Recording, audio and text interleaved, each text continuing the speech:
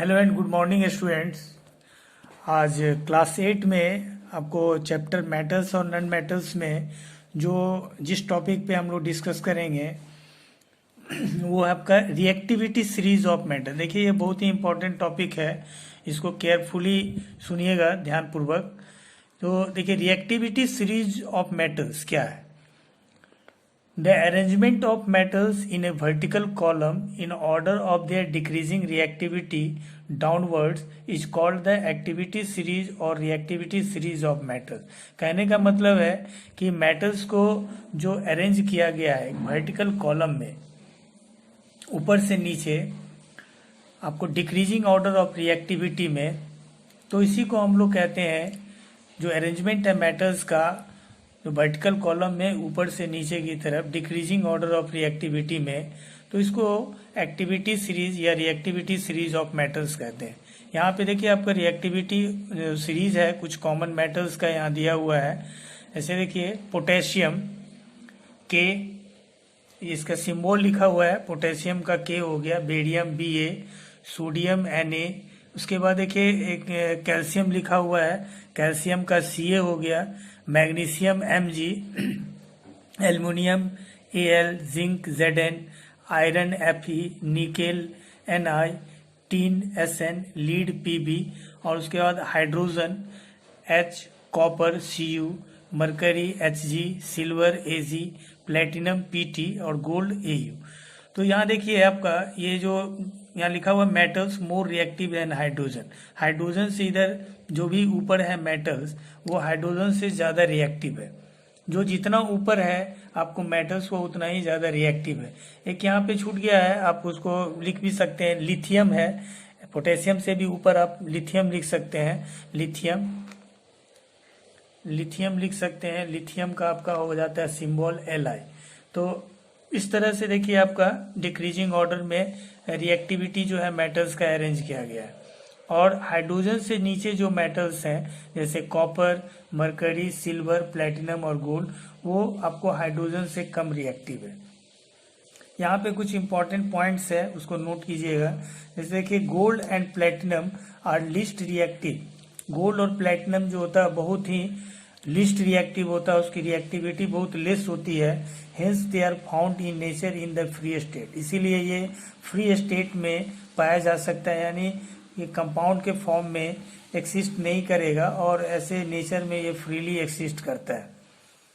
Metals lying above hydrogen, hydrogen से ऊपर जो मेटल्स है वो आपको एक्टिविटी सीरीज में जो है ये मोर रिएक्टिव होते हैं, हाइड्रोजन से ज़्यादा रिएक्टिव होता है। Hence they can displace hydrogen from its compound, इसीलिए ये जो है मेटल्स जो हाइड्रोजन से ऊपर है वो हाइड्रोजन को हटा देता है, मतलब डिस्प्लेस कर देगा।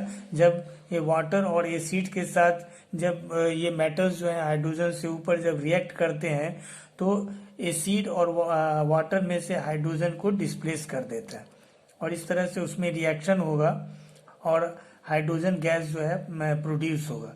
इसके विपरीत जो है on the other hand metals lying below hydrogen, जो हाइड्रोजन से नीचे जो है आपको मेटल्स जो रिएक्टिविटी सीरीज में ये आपका लेस रिएक्टिव होता है, हाइड्रोजन से क्या होता है लेस रिएक्टिव होता है और इसलिए ये हाइड्रोजन को डिस्प्लेस नहीं कर पाता है, वाटर और एसिड से आपको हटा नहीं पाएगा हाइड्रोजन को। इसीलिए आपको जनरली जो आपको ये मेटल्स जो हाइड्रोजन के नीचे हैं उसका रिएक्शन नहीं होता है वाटर और एसिड के साथ। अब देखिए कि क्यों जो है कुछ मेटल्स जो ज़्यादा रिएक्टिव होते हैं जबकि कुछ लेस रिएक्टिव। तो एक क्वेश्चन यहाँ अराइज होता है, why some metals are more reactive while others are less reactive.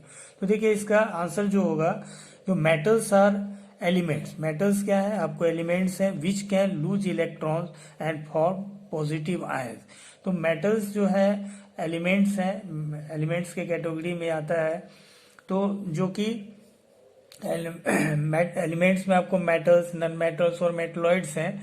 तो उसमें जो मेटल्स जो वो एलिमेंट्स है जो कि लूज करता है इलेक्ट्रॉन्स, क्या करता है लूज करता है और पॉजिटिव आयंस फॉर्म करता है। कहने का मतलब है कि मेटल्स में होता है इलेक्ट्रॉन लूज करने का टेंडेंसी और नॉन मेटल्स में क्या होता है, इलेक्ट्रॉन गेन करने का।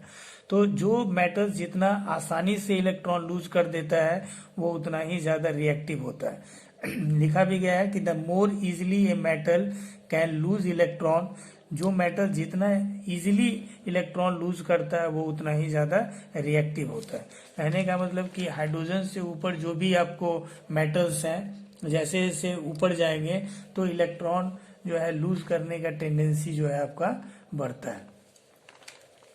तो इसलिए why some metals are more reactive than hydrogen. अब कहता है क्यों कुछ मेटल्स जो है ज्यादा रिएक्टिव होते हैं और जबकि क्या होता है कुछ कम रिएक्टिव। तो उसका आंसर है कि metals which can lose electrons more easily than hydrogen. जो मेटल्स हाइड्रोजन के तुलना में ज्यादा मतलब जल्दी जो है इलेक्ट्रॉन लूज कर देता है हाइड्रोजन के तुलना में, तो वो ज्यादा रिएक्टिव होगा, हाइड्रोजन से ज्यादा रिएक्टिव होगा। Metals which can lose electrons more easily than hydrogen are more reactive than hydrogen, hence they can displace hydrogen from the acid. इसलिए ये जो मेटल्स हैं जो हाइड्रोजन से ऊपर हैं तो वो हाइड्रोजन से जल्दी इलेक्ट्रॉन लूज कर देते हैं और इसलिए वो हाइड्रोजन को डिस्प्लेस कर देते हैं।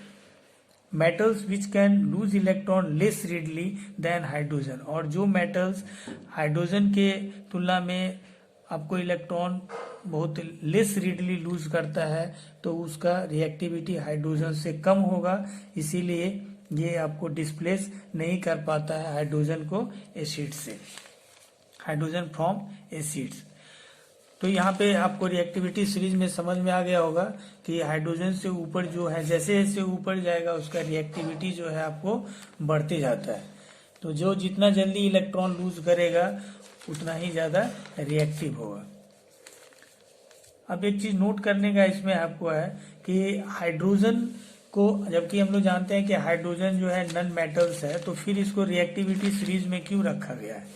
तो हाइड्रोजन दो नॉट मेटेलिक, हम लोग जानते हैं कि हाइड्रोजन मेटल नहीं है, नॉन मेटल्स में आता है, तो ये नॉन मेटल होते हुए भी इसको रिएक्टिविटी सीरीज में क्यों रखा गया है। तो इसका जो आंसर है ये होगा कि मेटल की ही तरह आपको हाइड्रोजन भी जो है इलेक्ट्रॉन लूज करता है, मतलब इसमें भी टेंडेंसी है इलेक्ट्रॉन लूज करने की, हाइड्रोजन में भी होती है, इसीलिए ये इलेक्ट्रॉन लूज करके आपको पॉजिटिव आयन फॉर्म करता है। तो हाइड्रोजन दो not metallic is included in the series because like metals hydrogen can lose electrons to form positive ion।